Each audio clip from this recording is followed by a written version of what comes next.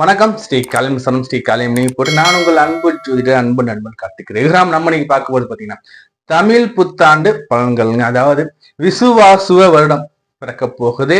இந்த விசுவாசுவ வருடத்துல நம்ம இந்த ராசிக்காரங்க எல்லாருக்குமே என்ன மாதிரி நற்பண்ண கொடுக்க போது, என்ன மாதிரி கெடுப்பணம் கொடுக்க போது, நம்ம என்ன பண்ணோம் பர்த் சார்ட் வடிவுல பார்க்க போறோம். இந்த வீடியோ ஸ்கிப் பண்ணிடாதுங்க, முழுமையா பாருங்க. ஏன்னா ஒரு ஆண்டுக்கான ஒட்டுமொத்த பிரிடிக்ஷனுமே, ஒட்டுமொத்த ஜாதக பலனுமே நான் இப்ப உங்களுக்கு தெளிவா ஒரு பர்த் சார்ட் போட்டு இதுல 12 ராசி கட்டத்தை போட்டு அதுல கிரகத்தை அமைச்சு உங்களுக்கு தெளிவா எக்ஸ்பிளைன் பண்ண போறேன். ஸ்கிப் பண்ணாதீங்க, இந்த வீடியோவை தொடர்ந்து பாருங்க. நம்ம சேனல் இன்னும் சப்ஸ்கிரைப் பண்ணா வீடியோ பண்ண சப்ஸ்கிரைப் பண்ணுங்க. அதே மாதிரி நம்ம சேனல் இப்போ ஃபர்ஸ்ட் டைமா பாக்குறீங்கன்னா உங்களோட விலை மதிப்பு இல்லாத பொண்ணாலும் சப்ஸ்கிரைப் பண்ணி கிளிக் பண்ணி கொடுங்க.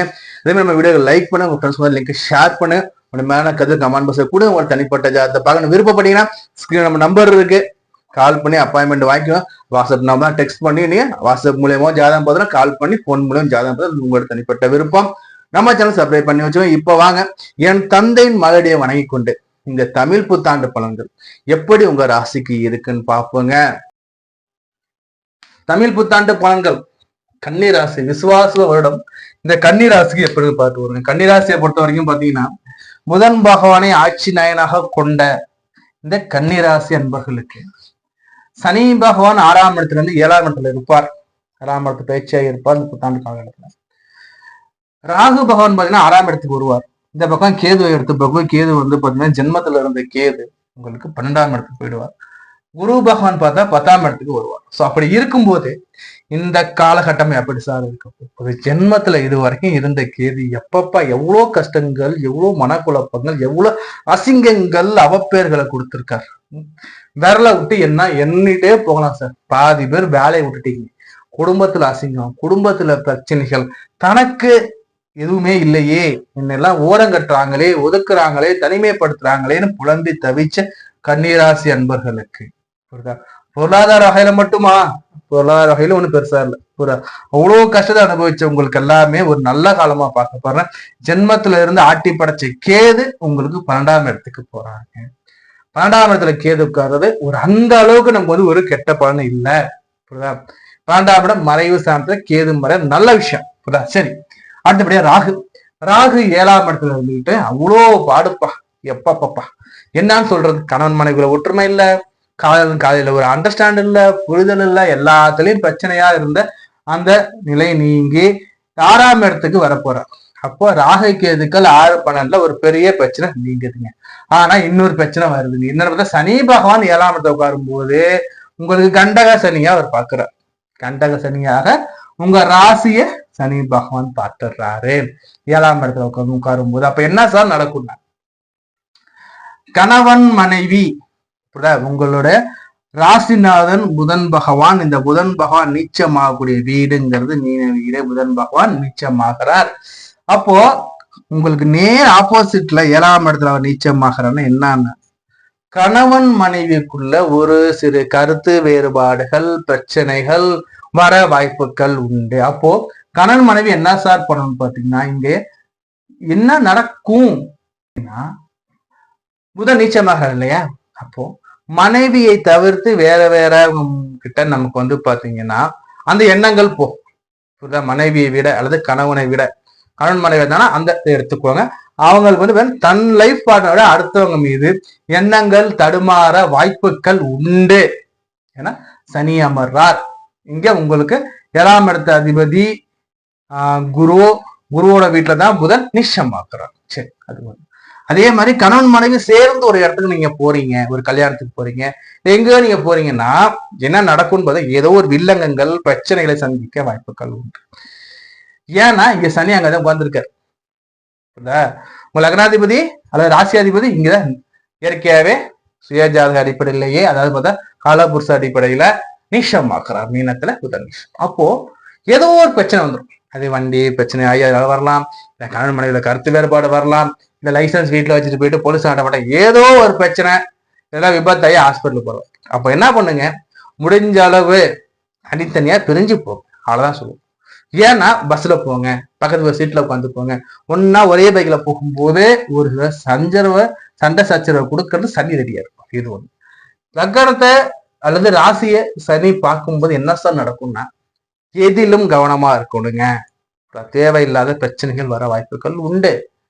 சனி இது வரக்கூடிய பிரச்சனை என்னைக்கோ நடந்தது, பழசு. அந்த பழசை பேசி எனக்கு நீ பிரச்சனை ஆக்குதுங்கிற மாதிரி அந்த பழைய நிகழ்வுகள், பழைய சம்பவங்கள் மறுபடியும் தொடர வாய்ப்புகள் உண்டு. கவனமா இருந்துக்கோங்க. அதே மாதிரி வண்டி வாகனங்கள் இரவு நேரத்துல போகும்போது கவனமா தான், வண்டி வாகனம் இதே வேகனமா ஹெல்மெட் போட்டுக்கோங்க. இது ஒண்ணு. அடுத்தபடியா கணவன் மனைவி வாழ்க்கையில புரிதல் வளர்த்துக்கோங்க. நான் சொல்றது ஒன்னே ஒண்ணுதான், புரிதல் வளர்த்துக்கோங்க. யார் என்ன சொன்னாலும் நம்பாதீங்க. கணவர் கோவப்பட்ட மனைவி அமைதி ஆயிடுங்க, மனைவி கோவப்பட்ட கணவர் அமைதி ஆயிடுங்க. காதல்லையும் அப்படிதான், மீச்சுவல்லையும் அப்படிதான். ஒருத்தங்க பேச்சுக்கு முக்கியத்துவம் கொடுத்து அதை பெருசுபடுத்தாதீங்க. புரியுதா? ஏன்னா பேச்சினால் எந்த ஒரு ஆதாயமும் இருக்க போறதல்ல. கோபங்கள் வரும், இந்த கோபத்தை குறைச்சு கொள்ளக்கூடிய காலமா நீங்க எடுத்துக்கோங்க. கோபமே படக்கூடாது. ஆனா கோபத்தை ஏற்படுத்துற மாதிரிதான் சம்பவங்கள் இருக்கும். புரியுதா? அப்போ கோபத்தை நம்ம கட்டுப்பாடா வச்சுக்கணும், கோபத்தை நம்ம குறைச்சி வச்சுக்கணும். புரியுதா? கோபம் வருதா, இஷ்ட தெய்வத்தை வேண்டிக்கணும், இதான் நம்ம சொல்றது. ஏன்னா இந்த இடத்துல பிரிச்சு விட்டுருவாங்கங்க, பிரிதல் ஏற்பட வாய்ப்புகள் உண்டு, கவனமா இருக்கும். சரி, அடுத்தபடியா வேலை. இந்த வேலையை எடுத்து நம்ம பார்க்கும்போது 10ல குரு இருப்பார், 6ஆம் இட உத்தியோகஸ்தானத்தை குரு பார்க்க போறாருங்கும் போது பார்த்தா மனதிற்கு பிடித்த வேலை நமக்கு கிடைக்க வாய்ப்புகள் உண்டு. அதே மாதிரி 10ஆம் இடத்துக்கு குரு வரும்போது சிலருக்கு வேலை இழக்க வாய்ப்புகள் இருக்கும். என்ன நம்ம சொல்றோம், இருக்கிற வேலையில மேல அதிகாரியை கரெக்டா பேசுங்க. அவர்கிட்ட கரெக்டா பேசி நல்லா கரெக்டா அவருக்கு என்னன்னா பிடிக்குமோ அதே மாதிரி கரெக்டா டாக்குமெண்ட் ரிப்போர்ட் கரெக்டா கொடுத்து அந்த நல்ல பேர் வாங்கி வச்சுக்கோ, நல்ல பேர் வாங்கி வச்சுக்கணும். தெளிவா புரிஞ்சுக்கோங்க. புரியுதா? மேனேஜர் எய்து சண்டை போடக்கூடாது, உங்க முதலாளியை எடுத்து நீங்க சண்டை போடக்கூடாது. சண்டையெல்லாம் போட்டோம்னா அந்த வேலை நம்மகிட்ட இழக்கிற மாதிரி சூழ்நிலை அமையும். சோ உங்க மேலதிகாரிக்கு என்னென்ன தேவையோ, புரியுதா இல்லையா, ஒர்க் விஷயத்த நீங்க கரெக்டா பண்ணி கொடுத்துடுங்க. சரி, 10ல குரு, ஒர்க்ல சாட்டிஸ்பேக்ஷன் இருக்காது. புரியுதா? அதே மாதிரி பார்த்தா இங்க குரு 10ல உட்காந்து 2ஆம் இடத்தை பார்க்கும்போது தன வாய்ப்பு நல்லா இருக்கும், காசு பணம் வரக்கூடிய வாய்ப்புகள் உண்டு, மனதிற்கு பிடித்த வேலை கிடைக்கவும் வாய்ப்புகள் உண்டு, பதவி உயர்வு கிடைக்கவும் வாய்ப்புகள் உண்டு. இதெல்லாம் பயன்படுத்திக்கோங்க. வாக்கு நன்றாக இருக்குங்க, தனம் நன்றாக இருக்கும், குடும்பத்துல இந்த குரு மூலியமாக ஆதாயம் இருக்கும், மகிழ்ச்சிகள் இருக்கும். புரியுதா? சனி கலாட்டா பண்ணாலும் உங்களுடைய சாமர்த்தியம் மூலியமா சனியை கையாண்டு கொள்ளலாம். அதே மாதிரி குரு உங்களுக்கு மன அமைதி, மன நிறைவு, குரு ரெடியா இருக்கார். பிள்ளை வகையில கல்விகள் நன்றாக இருக்கும். இன்னொரு பெரிய விஷயம் சொல்லட்டுமா, வீடு கட்டுறது வாய்ப்பு வருங்க. கன்னி ராசியை பொறுத்த வரைக்கும் இது வரைக்கும் வீடு கட்டுறது கனவா இருந்திருக்கும். இப்போ உங்களுக்கு வீடு கட்டுற வாய்ப்பை இந்த குரு பகவான் கொடுக்க போறாருங்க. வீடு கட்டுற வாய்ப்புகள் வரும், அதை கரெக்டா பயன்படுத்திக்க. புரியுதா? வீடு கட்டுவீங்க, பிள்ளைகள் வகையில் ஆதாயங்கள் இருக்கும், தாயார் வகையில் ஆதாயம் இருக்கும், தாயார் உடல் ஆரோக்கியத்தை சிறு சிறு உடல் உபாதை சனி பகவான் கொடுத்தாலும் குரு பகவான் பார்வையால அந்த உடல் உபாதை நீங்கி தாயார் நன்றாக இருப்பாங்க. தாயார் உறவு முறை மூலியமாக ஆதாயங்கள் இருக்கும், பூர்வீக சொத்துக்கள் இருந்தால் புரிசல் உங்களுக்கு சேரும் சொல்லக்கூடிய அமைப்பு இப்ப உங்களுக்கு உண்டு. அதே மாதிரி உத்தியோகத்துல முன்னேற்றம் இருக்கும். வெளிநாடு போன்னு நினைக்கிறவங்களுக்கு வெளிநாடு போற வாய்ப்புகள் இப்போதைக்கு வரும், பயன்படுத்திக்கோங்க. புரியுதுங்களா? இப்ப ஓவராலா இந்த கன்னி ராசிக்காரங்கள் எப்படி சார் இருக்குன்னா, இந்த கன்னி ராசிக்காரங்களை பொறுத்த வரைக்கும் மிகப்பெரிய பிளஸ் பாயிண்ட்னா வீடு கட்டுற வாய்ப்பை ஏற்படுத்தி கொடுக்கும் கிரக அமைப்புகள், பயன்படுத்திக்கோங்க. வேலையில பிரஷர்கள் இருக்க வாய்ப்புகள் உண்டு, கவனமா இருந்துக்கோங்க. கணவன் மனைவி வாழ்க்கையில சிறு சிறு சண்டை சச்சரவுகள் எல்லாம் வாய்ப்புகள் உண்டு. சிறு சிறு பிரச்சனைகளுக்கு முக்கியத்துவம் கொடுக்காதீங்க, அனுசரிச்சு குடும்பத்தை ரன் பண்ணுங்க. புரியுதா? அதே மாதிரி இந்த கன்னிராசிக்காரங்களுக்கு எடுத்து பார்க்கும்போது பாத்தீங்கன்னா மெயினா ஏன்னா ராகு கேதுக்கள் 6-12 வயது நல்ல விஷயங்க. இருப்பின் ஒரு மாதிரி சர்பாலயத்துக்கு சென்று பாலாபிஷேகம் பண்ணிட்டு வந்துருங்க. அதே மாதிரி நம்ம சொல்லக்கூடிய பரிகாரம் என்னன்னு பாத்தீங்கன்னா, புதன்கிழமை அன்று திருப்பதி ஏழுமலை போய் வழிபாடு பண்ணிட்டு வாங்க. அதே மாதிரி புதன்கிழமைகள்ல பெருமாள் ஆலயத்துக்கு சென்று நெய் தீபம் போட்டு வழிபாடு பண்ணிக்கிட்டே வாங்க. அதே மாதிரி பச்சை பயிறு தானம் கொடுங்க. புதன்கிழமைகள்ல அசைவத்தை தவிர்த்துக்கோங்க. அதே மாதிரி பச்சை நிறம் புதன்கிழமையில பயன்படுத்திக்கோங்க, உங்களுக்கு ரொம்ப ரொம்ப ஆதாயமாக இருக்கும். திருவெண்காடு புதன் பகவானை போயிட்டு ஒரு முறை கும்பிட்டுட்டு வாங்க, ரொம்ப ரொம்ப ரொம்ப நன்மை பயக்கும். உங்களோட தனிப்பட்ட ஜாதகத்தை நம்மகிட்ட பார்க்கணும்னு பிரியப்படுறோம். நீங்க நம்பர் இருக்கு, டெக்ஸ்ட் பண்ணுங்க, இன்னும் கால் பண்ணி அப்பாயின்மெண்ட் வாங்கிக்கோங்க. நம்ம இதே பார்த்து ஒரு பொதுவான ஆண்டு பலன், புத்தாண்டோட பொதுவான பலன்கள் பார்த்துருக்கோம் 12 ராசிக்காரங்களுக்கு.